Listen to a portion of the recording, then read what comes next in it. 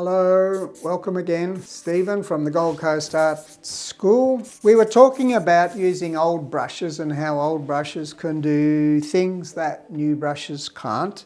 Prior to that, we were talking about the different types of brushes and how different brushes make different kinds of marks. Now I'm going to talk to you a little bit about on how you can change a brush to make it do what you want to do. Remember what I was saying last time about this, where different shaped brushes create different shaped marks. And that's great, but sometimes you can't get what you want very easily and in a short amount of time. If you have a close look at these are very, very old brushes. I've been using these for about 20 or 30 years, perhaps even longer. I think that one I've had for 40 years. I have always done illustration, what I call illustrative fine art, and some of that's behind me. I lived in New Guinea and I have a deep respect for that culture and the people, so I started recording some of the different styles of the arts in the people. How am I going to get some of those fabulous textures? They're not easy to do. I needed to make a brush that could give me those textures. Just using like a standard commercial fan brush, they're great, but they have their limitations. When you're trying to be an illustrator, it's important that you tell the story as clearly as possible. So, you can use doctored brushes to create poetry as well. But in this case, what I was chasing was tight textures, interesting things that would apply to wildlife or to the furs and the textures. Would you like to come and have a close look at some of this work here?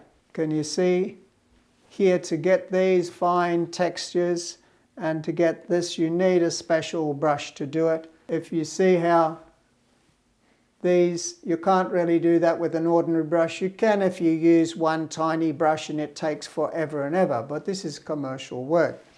I was using one of those brushes that I was showing you before, which is these old brushes that are really to get that very soft, scuffy texture there, which this is just clay stuck on the body. To get the curls, you need a brush, small one like that, one that has actually been created. Here's a good example over here, getting the beard sorted. Tight little swings with a brush. Some of these were done with a sable just to finish, but to get the basic shapes you really need to work hard, and this just cuts out the hard work. You just little tight turns like that and it creates it. Papua New Guinea is full of the most amazing bird life and also wildlife, and we had a couple of these little tree kangaroos. Now to get those layering of all those textures of the pelt, you need one of these fabulous little brushes. Just a fan brush simply does not cut it. You need something a little bit more delicate. Now on a tiny scale too, it must be said, some of this work was done with a much smaller brush. This is just to give you an idea of the sort of things that you can do to a brush. How do I make it do this? Okay. I take a perfectly good and very expensive sable brush. This thing probably cost me about $70 or something, about 40 years ago, so imagine what it would cost today. Alright, so what I did is I got a perfectly normal brush, dipped it in woodwork glue, PVA, polyvinyl acetate, let it soak in, added a little bit water so it would push down, and then I abused the brush. "You rotten brush," I said to it. No, I didn't. I was very nice to it. But I pushed down on it so that spreads it out like so, and then set it like so, and just let the glue, the wet mix glue, drop down into the ferrule and hold it tight. Gave it about 20 minutes, half an hour, and then I washed it thoroughly, made sure that the working area of the brush, which in those days, I mean, I had particularly this one, that was quite a long brush. And wash that thoroughly, but this is not built up of paint like that other one I was showing you. This is actually deliberately done glue to hold it open and make sure what I've got in fact is not a number 7 flat. I think what I had in effect was dozens of little double O's, each individual one. So it was like having lots and lots and lots of brushes working in concert, and that's how you get these little textures. And you can use them for waves, you can use them for doing hair, you can use them just as a texture. Some of them develop their own interesting little mark. This was a synthetic, not a sable. Didn't respond quite as well. It curls up, but what it does do is leave an interesting mark. And if you have a look at that, you can see that that has its own footprint that is quite different. You might find that brushes, as you work on them, that they start to develop their own character. It's just in the manufacturing, the way it was put together. Keep an eye out for that. Sometimes a magic brush will turn up that can do things that nothing else can. And that's kind of fun. Now, another way that you can modify a brush to suit certain purposes is that perhaps if you're painting large, and I learnt this trick I worked in television and theatre for a while, and we needed to draw with brushes this size, but on a much larger scale.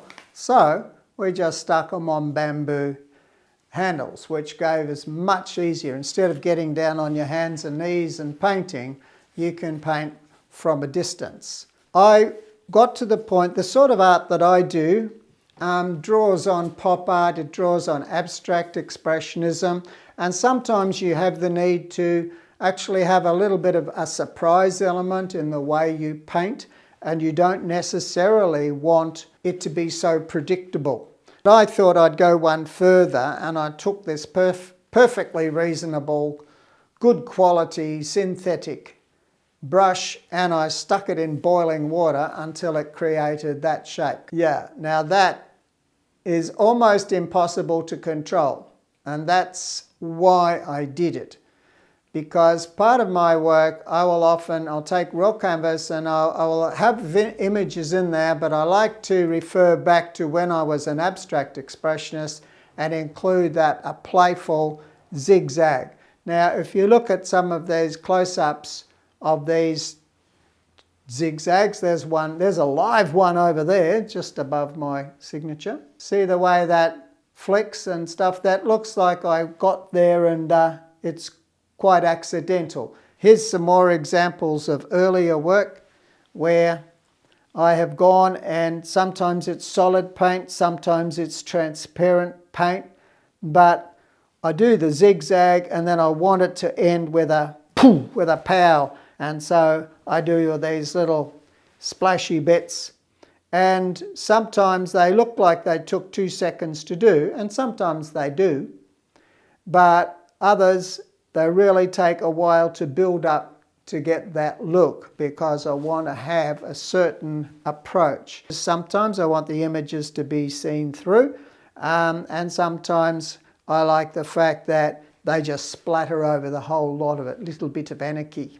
And so I use a brush like this. First of all, I'll demonstrate with this. This is a straight brush. It's in good condition, reasonably so, for a brush that's about 15 years old. This is an ordinary brush, and we used to use this, and you can draw quite accurately and with a reasonable degree of control. And you see it, you've got your thicks and you've got your thins and you've got your somewhere in between, depending on how much pressure you put on it. A little brush like this, it'll do the same thing, sort of. But as soon as you start to twist, it gives these lovely random marks that you don't have a great deal of control over. And if you want it to sort of, say for example, you've got an area and it's great for flicking and it does these wonderful expressive blobs all by itself. More so than the straight brush. The straight brush is very pinstripe suit. It won't do it. It will give you a splash, but it won't give you a really splash full of character that these will, and if you just ramble and twist as you draw, you get these wonderful accidental. After a while, you can get used to that. You can start to predict to a degree what it might do, so you can use it intelligently. But I, for one, have never quite worked it out, and I like it to remain accidental. And I'll do something like that, perhaps just with clear, and then I'll spend hours and hours and hours, as you can see on those paintings I've done. I'll spend hours and hours running with a cute little buzz line that runs all around the outside in a contrasting colour. And don't you just love that goes? That's the sound it makes. Look at that. See how just, the reason it gives those wonderful little multiple thingies is because having boiled the guts out of it, it's clustered into little areas. Poor little things, they freaked out when they got hot, so they melted together and they hold lots of paint. So when you put pressure on it, that opens up and then you get these really interesting things. You might like to experiment with that at home if you're that kind of painter. But I don't recommend that you try and do portraits that way. Doesn't quite work. It might look wonderful. You never know. Such is the glory of art. Thank you for watching. Stephen from the Gold Coast Art School. Yes! Yay!